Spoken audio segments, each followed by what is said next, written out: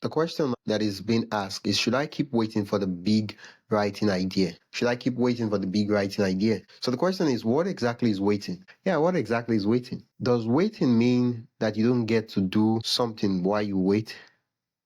Imagine, for example, that you're given a particular task to do, and you're like, in order to get the results that you need to get, in order to obtain what you want to obtain. Let's say you're in the bank, you go to the bank, you want to collect something, and you're like, you have to wait. There are a lot of people that came before you. You have to wait before it gets to your turn, and you do whatever you came to do. But then you're like, oh yeah, I'm waiting, and then you go home to sleep, and you probably come back later in the evening, like, oh, are you guys done?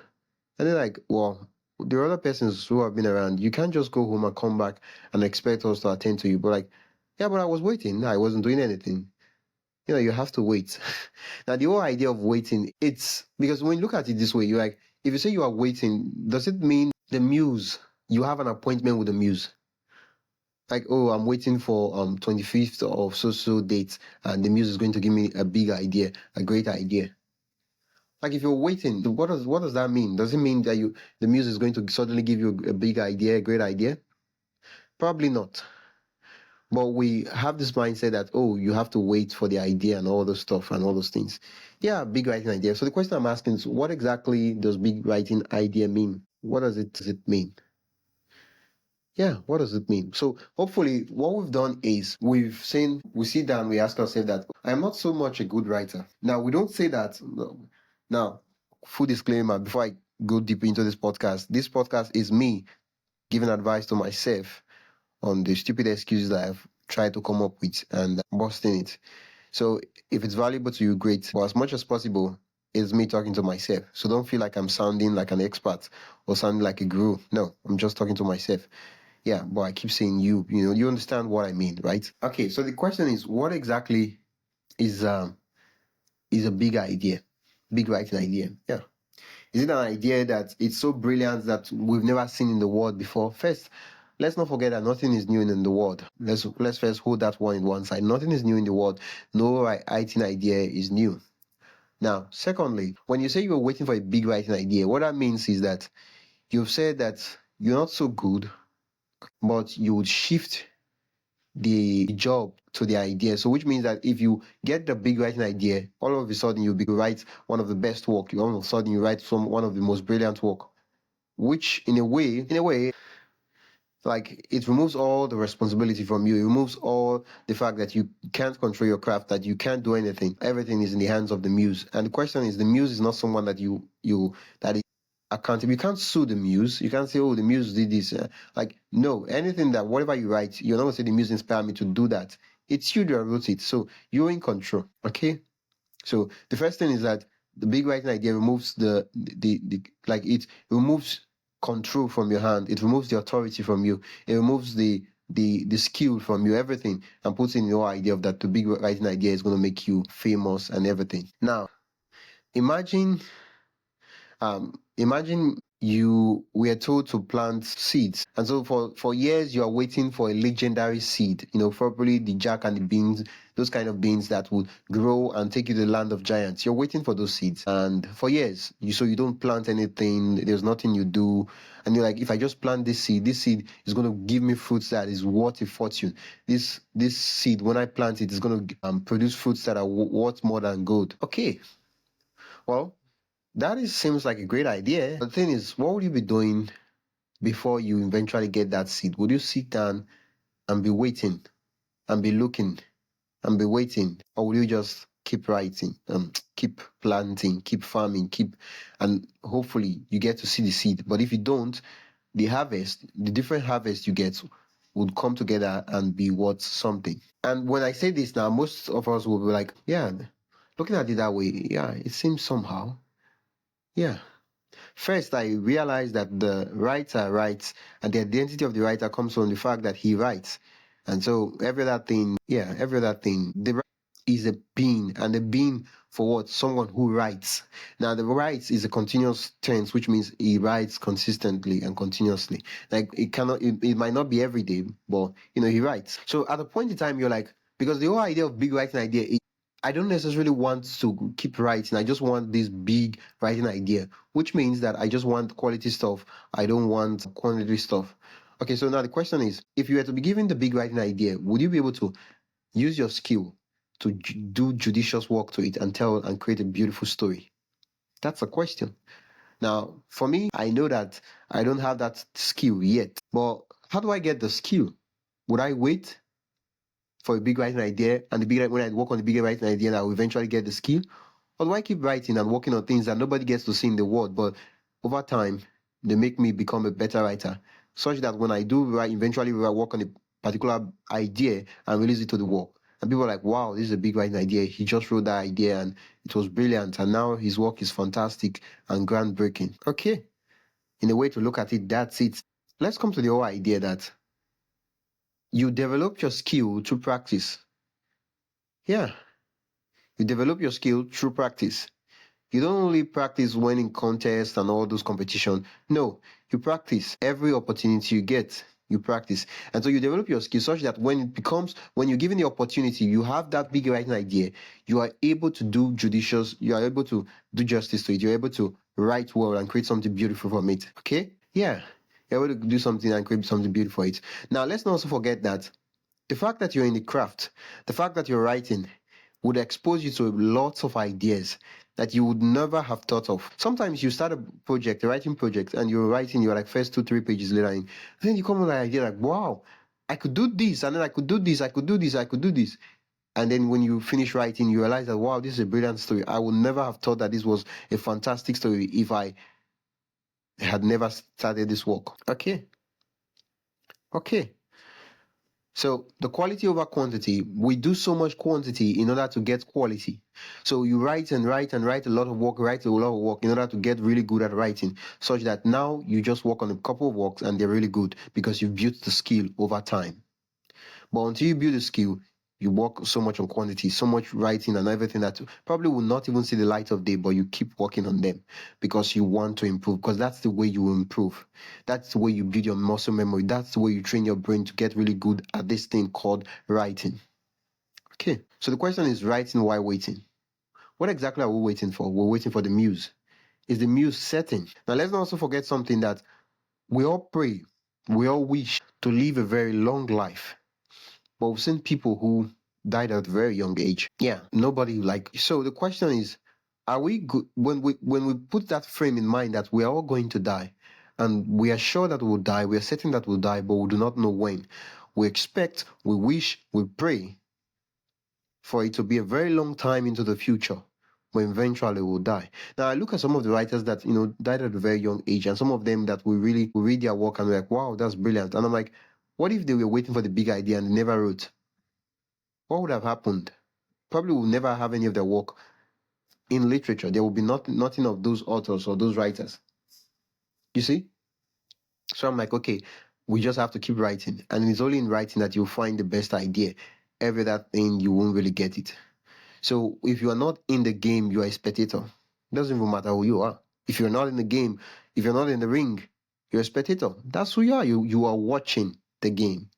Like, you might be an exalted spectator, a critic spectator, whatever kind of spectator, but you are watching the game. So if you're not in the game, you're a spectator. You are watching from the sidelines, and you don't feel the tension that those in the game feel. And one of the ways and the things is that once you start working, you get different ideas. So one thing that I was thinking about, I had to go back and look at some popular works from authors, and I was like, let's see, what does these books, stories, what do they entail? What are they about? Okay, so first of all, we have The Old Man and the Sea by Ernest Hemingway. Now, The Old Man and the Sea by Ernest Hemingway is the story of an old fisherman who goes on a fishing trip. Yeah, basically, that's the story. And yes, it's an incredible story. It's a book that a lot of people have read. It's one of the popular works of Ernest Hemingway. It is versus, would I say, what story is it? Is it man versus nature, or man versus animal versus the fish, yeah, or nature, something like that. But it's a basic common idea. Like, there's really nothing so special about the idea. People go on fishing trip a lot of time. That's the story. but it's an incredible piece of work that you should read. Another story we have is To Kill a Mockingbird. Now, To Kill a Mockingbird by Harper Lee is a story about a lawyer who defends a wrongly accused man in a small town. And there are a lot of lawyers every day who defend. So the question is, story, what exactly is a big idea? There are so many common stories that you could write. Now, there are old mythologies that a lot of people are written over and over again in different forms. Like there is the story, I think King Oedipus or something like that, yeah, where when he was born, I'm not sure if it's King Oedipus, but it's a Greek mythology where while he was born, there was a prophecy that he was going to kill his father and marry his mother. And so everybody was shocked. So they were like, what do we do now? Let's kill the child, because we can't allow such a thing to happen. That's that's a very terrible thing. How can a child, grow up and then kill his father and then marry his mother? That's a taboo. Let's kill the child. But what happens is that the man who they sent to go kill the child, the man instead was merciful, didn't kill the child. So he took the child away to another town and then trained the child. Now the child was not in that community, so he was in another. He trained the child. The child grew to a certain age and then fought battle, doing war and everything, killed the king of, and that's his father. But it was not like, he didn't know that he was his father. He didn't know what that he was. He had no idea of such. It was normal war that you fight with different villages and all that. So he killed the man. And then, wow, it was like, wow. The way everybody does it normally, when you kill a king, you can marry the wife of the king. So it was like, okay, I'll marry this woman. And so that's how he married his mother. And now we are asking, who are we to blame? Are we to blame the gods for revealing the prophecy? Or are we to blame the people who, are we to say, okay, what if the prophecy was never revealed? The gods hid that prophecy. The child would have lived with his parents and none of such things would have happened. You see, you get, maybe not. So that's something we can't really tell, we can't really say. But that's a story, great. But then I've seen other authors. I've seen authors who, what they did was they took that story and then they wrote it in a local form, like they used the local characters in the modern age. So it wasn't necessarily the Greek gods and everything. It was now, okay, let's say it's a Greek mythology. I'm in Nigeria here. I write it in Yoruba, about the Yoruba people, Yoruba king and everything. That's there's a book actually that did that. It's called The Gods Are Not to Blame by Olarotimi. Yeah, so it's a good book too, but was it a common idea? He took it and just did some working on it and he wrote that stuff. Now, there is another book by Chigozie Obiom, something like that. I've forgotten his name, but Chigozie is something where the name of the book is The Fisherman and the Madman. The Fisherman and the Madman, yeah, something like that. The Fisherman and the Madman. And so the whole idea of the story is that there are 3 to 4 brothers, yeah, I can't remember the number of brothers, but they were playing one day and then the madman says that, oh, you will kill your brother and you do this, and later on that prophecy lingered on in their mind, and then later on, in an attempt of such this, he later killed his brother. So the question we're asking is, back to the whole idea of the question, it's when you look at the storyline, it seems different now. This time it's no longer a king and everything, it's no longer from the childbirth, it's now from a madman, but it's another story and it's from the same stuff. So I think we back to the whole idea of what Shakespeare said, is that the job of a writer is to tell an old story like a new story and to make the new seem old. That's the job of a writer. Okay, so there's not necessarily the big idea, because even the Metamorphosis by Franz Kafka, it's the story of a man who wakes up late for work. Basically, that's the idea. So now, when we look at these books, we look at it, I think, is it Pride and Prejudice, or I think one of Jane Austen's work, where is the story of a lady who navigates choosing relationship for marriage and stuff like that. So now at that point, we start asking ourselves, is it really the idea, or is it really about this manner of storytelling? So if you're really, really good at telling, you can take the ordinary thing that happens. Let's say you miss your boss. That could be a story idea. A character misses his boss. That's a story idea. Brilliant story idea. A lot of things could happen. In missing a boss. You never should have missed the boss. Something like that. And like, people miss boss. People miss their boss a lot of times. But it could lead to another story. So the question is, the whole idea of workshopping an idea itself, a common idea, such that it gets intriguing, that people want to read every page, even though it's about a common idea, when you look at it from top level, is a skill. And that is a skill of being a writer. Because look at some of the works you revere, they're basic story ideas. So the question is, should I keep waiting for the big idea? The first thing I'll talk is, and I say that is no, you have to build your skill level. And the reason why you're saying you are waiting for the big writing idea is you are not so good. Because if you're so good, you can be able to take the common, the mundane, and make it great. That's skill. That is pure skill. The skill of turning an ordinary story, an ordinary life, into a great story and a great life. And I think at that point in time, if it's so ordinary and so common that everyone knows it, it becomes something that resonates with everyone. Yeah, it resonates with everyone because we've gone through such struggles one way or the other. Okay, now at some point in time, the value of the writing process itself. Writing is yeah, it's what makes you a writer. Not the award, not being published on magazines. Of course, being doing that is great, but being published in magazines is a way for you to share your work with the world. But what makes you a writer is the fact that you write. Now think of it this way: if you're a farmer, for example, you plant crops, you harvest the crops. Now even if you only harvest those crops to eat for yourself, you're still a farmer.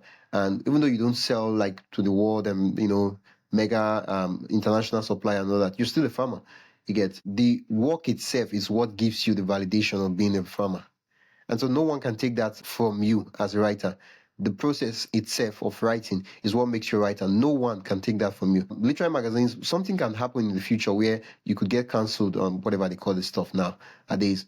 Nobody gets to publish your work. You're like, your work is terrible, we don't want to publish it. What happens? You still get to write. People can't take writing itself from you. But they can take on the platform, they can take the literary magazines, they can cancel your books, say that your work will not be published, ban your books and everything, but they can't take writing itself from you. You get. So that's one of the things. Even John Milton's work, Paradise Lost, what's it about? Isn't it about the devil falling from heaven and all that? That's basically what the book is about. And you're like, oh, but that's a very old story that thousands of years ago, but he wrote about it. And yeah, so the question is not should I keep waiting for the big writing idea? The question is, how do I build myself to the extent that I can turn the mundane into a great story idea? Because when you look at it, there are a lot of historic fictions and there are a lot of there are a lot of crazy things that happened in the past that you can write historical fiction on. There are a lot of ordinary things that are happening now that you can also write fiction on. And so the whole idea of waiting for the big writing idea is just another form of excuse that it's a cycle because you keep waiting for the next writing big idea because you're not so good at turning the ordinary into a great writing idea. And because you're not so good at turning the ordinary into the great writing idea, the great writing idea will never come. So when we say we are waiting, I'm like, why would you be playing such a game? Like, it's very risky. How are you so sure that the muse would show up? How are you so sure that the muse would give you an idea? Because even if we are waiting, we should be intentional and we should be waiting while we're working, not sitting down on the couch and say, oh, I'm waiting for the next big writing idea. I've just not been inspired. No. When you show up, the muse will show up itself.